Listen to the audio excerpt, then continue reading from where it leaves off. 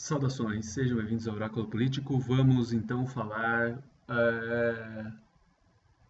da morte da menina Agatha. Bom, muito bem, vídeo novo aí. Vamos refletir um pouco sobre a situação política do Brasil e sobre o momento que estamos vivendo. E é um momento catártico por conta da morte da menina Agatha, uma garotinha de 8 anos que foi baleada nas costas pelo Estado policial implementado, sustentado e conduzido por Wilson Witzel, né, o governador psicopata do Rio de Janeiro. Sim. Bom, eu não vou entrar aqui no aspecto psicológico individual do governador do Rio de Janeiro, porque seria uma perda de tempo. É óbvio que o Wilson Witzel é um psicopata, né? E a prova de que ele é um psicopata é que ele, no mesmo dia da morte de Agatha, ele foi levar a sua própria filha na escola. Ele é um psicopata, tá? Isso é uma coisa de um psicopata, né? Quer dizer, uma pessoa fria, uma pessoa que não consegue absorver, não consegue criar uma empatia com relação ao outro. Isso é um psicopata, tá? Isso é um psicopata. Então temos na presidência da República um psicopata e temos no governo do Rio de Janeiro um psicopata. No governo do Estado de São Paulo nós temos um narcisista, vamos pôr assim. Não vamos chamar o Dória de psicopata, porque o Dória ele já é um outro traço de desvio de personalidade, né? O Dória ele é um narcisista, ele se coloca como um Peter Pan, ele se coloca como sendo um maioral já de cara, né? Então ele vai lá, ele se considera o maioral e ele pode tudo e tudo dele é melhor e ele é um narcisista. Então, e ele vai lá e ele transa com prostitutas, enfim, e daí dane-se, o vídeo vaza e ele vai lá e nega e chega lá, expõe a mulher negando o negócio, fala não, não era eu, e a mulher dele vai constrangida. Nossa, um negócio assim que só um narcisista poderia fazer, né? Não tem como. É um narcisismo psicótico, né? Não é nem, não podemos a gente chamar de um narcisismo, digamos assim, socialmente construído pela sociedade capitalista contemporânea, mas a gente pode chamar isso de um narcisismo psicótico, um narcisismo dele, pessoal dele, do João Dória. Porém, vamos voltar então, mas eu acho que a gente tem que refletir um pouco sobre o ponto de vista do marxismo e do socialismo, porque a gente está chegando num momento, e acho que isso pode ser uma. Eu acho que isso pode ser uma evolução tão bela da sociedade, mas a gente está chegando num momento em que o marxismo começa a triunfar, em que a única possibilidade de caminho de luta, de caminho de resistência que se coloca é o marxismo. A gente começa a compreender que a concepção marxista começa a se tornar a última cruzada da esquerda. Porque a esquerda está catatônica. O atual momento da esquerda brasileira é um momento de catarse, é um momento na qual ela está impotente diante de um cenário autoritário, um cenário de terror, né, do que é o Estado policial das três esferas de governo, e a esquerda se coloca numa situação impotente. Mas por quê? E aí vem um diagnóstico claro do problema que passa a esquerda brasileira. A esquerda brasileira abandonou as concepções marxistas de mundo. A esquerda brasileira passou a adotar as concepções liberais de mundo. Então, ela vai sofrer. A esquerda sofre. O esquerdista fica sofrendo. Por quê? Porque ele abandona a concepção marxista de mundo. que é a sua concepção natural. Que é a sua concepção, não posso chamar de natural, mas chamar de original. Então, o que acontece? A menina Agatha morre, e aí o discurso, ele cai em cima do quê? Da morte da menina, de que o policial foi inconsequente, de que o Witzel ele é o culpado, de que não sei o que lá, blá, blá, blá. Tudo bem que o Witzel é o culpado, tudo bem que a política neofascista de Witzel, o estado policial que ele implementa, são culpados, tudo bem. Só que aí vem a confusão da esquerda quando ela coloca assim: bom, é óbvio que nós temos que combater a criminalidade, mas não por meio de um estado policial. Quando a esquerda se posiciona dessa forma, ou seja, ela se coloca no campo do limbo, ela se coloca no campo da dubiedade, de uma coisa dúbia, de uma coisa contraditória. Sob o ponto de vista marxista, uma concepção contraditória de mundo. Porque, sob o ponto de vista marxista, o que é combater a criminalidade? Né? Sob o ponto de vista marxista, o que é quando a direita diz que é necessário combater a criminalidade? Sob o ponto de vista marxista, o que a direita diz sobre combater a criminalidade é combater, matar pessoas da periferia que vendem drogas para sobreviver. É isso que a esquerda precisa entender. O traficante, o narcotráfico começou num contexto econômico brasileiro de destruição completa. A ditadura militar, ela começou... O que a ditadura militar fez? Ela deu um golpe, né, em 64, mas os militares, que eram latrocidas e psicopatas também da época, né, megalomaníacos, assassinos, eles não tinham um plano econômico. Eles apenas foram colocados lá por um viés político, um viés de ocupar o Estado, para impedir que a democracia brasileira elegesse pessoas de esquerda, num contexto de Guerra Fria,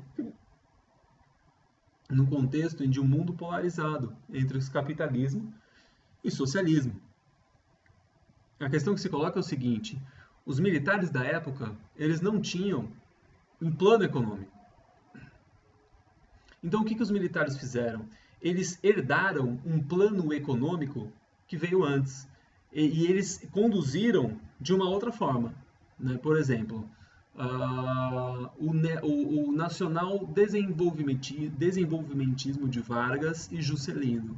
O que é o nacional desenvolvimentismo de Vargas e Juscelino? O nacional desenvolvimentismo é uma herança da era Vargas. Né? A era Vargas, a era Vargas foi um modelo de desenvolvimento econômico nacionalista. Tudo bem que o projeto político de Vargas era fascista, era fascistoide, era pseudo, tendia ao fascismo. Mas o modelo de desenvolvimento econômico de Vargas, ele era um modelo de desenvolvimento nacionalista, nacional desenvolvimentista. Né? Mas isso num termo original. E aí depois, subsequentemente, com o fim da ditadura varguista, o nacional desenvolvimentismo ele prosseguiu como modelo de desenvolvimento, porque era a própria condição do capitalismo na época. Né? Não se havia criado o neoliberalismo por parte dos americanos. Os americanos não haviam criado o neoliberalismo, que é a versão atual do capitalismo, né? que tá decadente, diga-se de passagem. Então, os militares, quando eles dão um golpe, que tinha um objetivo político, estritamente, eles não tinham o que fazer do ponto de vista econômico. Então, eles herdaram um modelo de desenvolvimento nacional desenvolvimentista tardio, vindo de Juscelino, que seria, na verdade, a construção de rodovias, a construção de Brasília, as grandes construções de concreto que geravam emprego, que empregavam os trabalhadores, que construía, que avançava no interior do Brasil, construindo estradas. E aí o nacional desenvolvimentismo que os militares herdaram, eles herdaram por uma consequência de manter o regime político que eles golpearam, para dar sustentação econômica para o regime político deles. Então eles herdaram esse neodesenvolvimentismo, esse nacional desenvolvimentismo, mas o que acontece? Eles não tinham recurso, né? O país ele já não tinha mais aquele capital, aquele combustível para desenvolver a, a economia nacional desenvolvimentista. E aí o que foi feito? Foi feito por parte dos americanos um investimento. Então, no começo da ditadura militar, para que os americanos, para que eles conseguissem sustentar uma ditadura capitalista militarizada de um estado policial no Brasil, eles precisaram injetar dinheiro no país. Então, os americanos eles vão lá e injetam muito dinheiro no Brasil para sustentar o regime militar. E aí se inicia um período que foi chamado de milagre econômico. E o milagre econômico que foi? O milagre econômico foi um empréstimo dos americanos. O milagre econômico foi um gigantesco empréstimo da economia americana para desenvolver a economia de um Estado policial perpetrado pela ditadura de 64, pelo golpe de 64. Com isso, o Brasil se desenvolve, tem um surto de desenvolvimento imediato, por isso o termo milagre, né? E aí, consequentemente, o que acontece?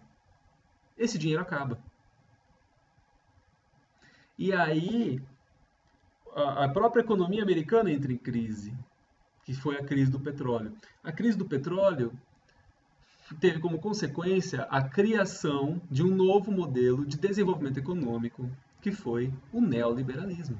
E o neoliberalismo, ele se baseia no quê? Na ideia de que os estados precisam desregulamentar as suas economias, privatizando os setores estratégicos do seu desenvolvimento econômico, né?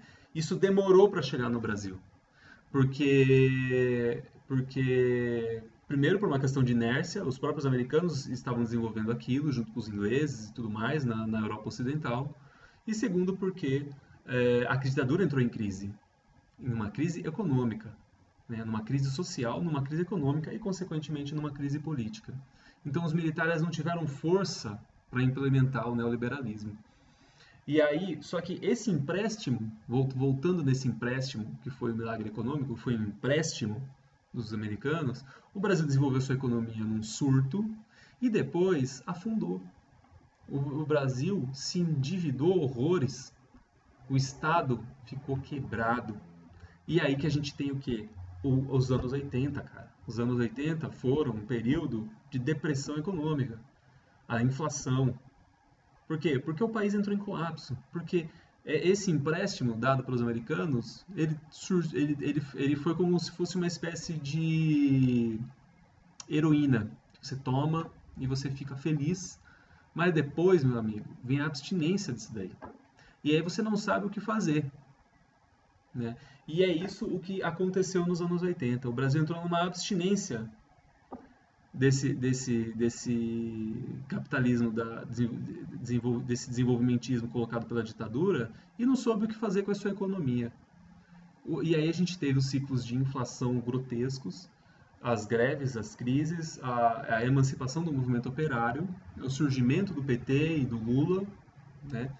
E aí só nos anos 90, né, e aí a gente tem toda aquela história do Collor e do golpe frio de 92, que a gente tem desenvolvimento do neoliberalismo dentro de uma social-democracia política aberta, né, dentro de uma democracia liberal, vamos pôr assim, né? Mas que na verdade,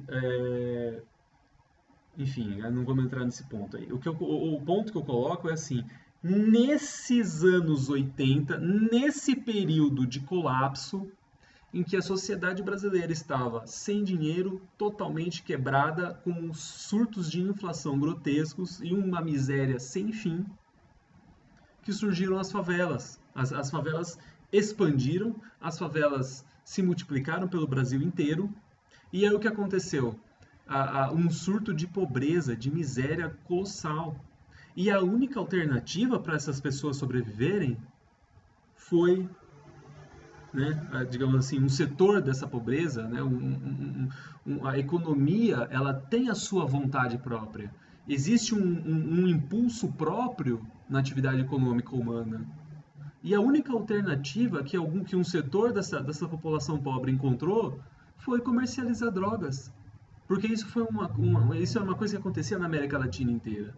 Porque o mercado consumidor das drogas eram os Estados Unidos. Um dos maiores consumidores de cocaína desse período eram nos Estados Unidos da América. Então, o narcotráfico surge, sob o ponto de vista da sociologia, como uma alternativa de sobrevivência de um setor da classe trabalhadora. Então, a esquerda precisa entender isso, cara. E aí agora, né, nesse atual momento, em que nós temos um novo Estado policial para combater, que supostamente diz combater, né, essa criminalidade que vem do narcotráfico, ela vem e instala um estado de terror e diz um estado policial nos redutos da classe trabalhadora, nas favelas. É isso que a esquerda tem que evocar. E a esquerda precisa se posicionar contra o estado policial. A esquerda precisa se posicionar a favor, e isso é muito delicado para a esquerda, é complicado dizer isso, sei que moralmente é complicado você ir lá e defender o narcotráfico. Mas a esquerda está chegando nessa encruzilhada. Nós estamos chegando numa encruzilhada em que, infelizmente, nós vamos ter que ser a favor do narcotráfico. Por quê? Porque a polarização política que está colocando, que o Estado policial bolsonarista está colocando no Brasil é o quê? Uma polarização na qual você tem o Estado policial de Bolsonaro e Witzel, que é o bolsonarismo, essencialmente, versus o povo encurralado, o povo pobre encurralado. Ah, mas tem traficantes no meio desse povo encurralado. Como que vocês vão defender os traficantes, sendo que os traficantes estão no meio desse povo encurralado? E aí a esquerda congela. A esquerda vai lá e entra em transe, dá aquele tilt na esquerda. Quer dizer, vamos defender traficantes contra o Estado policial? E a esquerda se anula. Esse é o mecanismo cognitivo dentro da lógica bolsonarista que a esquerda cai. Então, o que a esquerda tem que fazer? Ela tem que se libertar disso. E ela tem que se libertar do seu próprio moralismo. Ela precisa se reconectar com as origens do pensamento marxista, que coloca da seguinte forma: bicho, antes dessas pessoas comercializarem drogas, elas foram seres humanos que tiveram a sua situação econômica destruída. Então agora vem o Estado e vai terminar de exterminar essas pessoas? Não, nós temos que nos colocar a favor dessas pessoas. Porque entre um psicopata do Witzel e uma pessoa que está desesperada para sobreviver e acaba tomando um caminho errado na vida, eu preciso ser a favor do ser humano. O ser humano, muitas vezes, toma decisões erradas na vida. É levado a tomar decisões erradas na vida.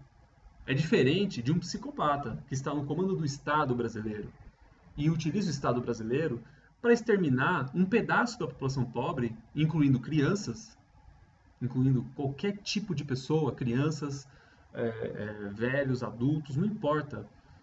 Porque não é só a Agatha que morreu. Morreu a Marielle, morreu pessoa. Eu vi a notícia de que morreu uma pessoa, um cara que estava fazendo uma obra na laje.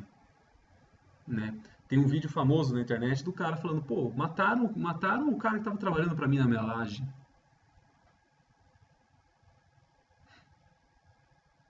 Então a esquerda precisa evoluir. A esquerda precisa.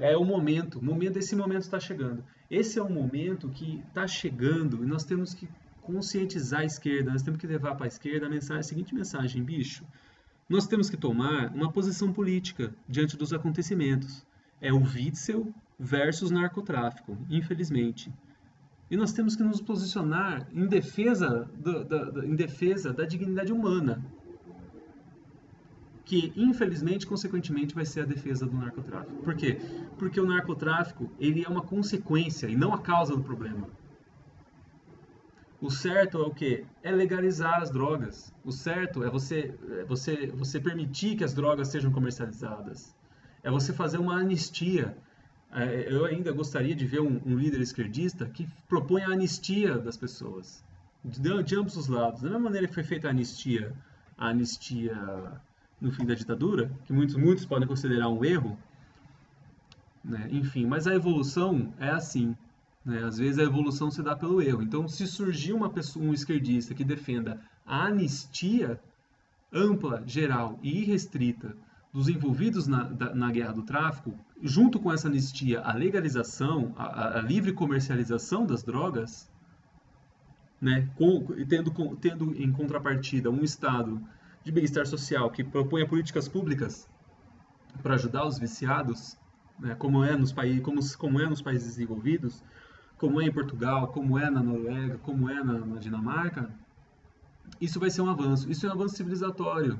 E significa que nós estamos sendo a favor que as pessoas consumam drogas? Não, não necessariamente. Isso é um discurso maduro que a esquerda perdeu. Porque a esquerda ela foi empurrada pela latrina do bolsonarismo numa situação de maniqueísmo total, que é da própria ideologia bolsonarista. Então é isso. Essa foi a mensagem que eu queria passar. Então, até a próxima.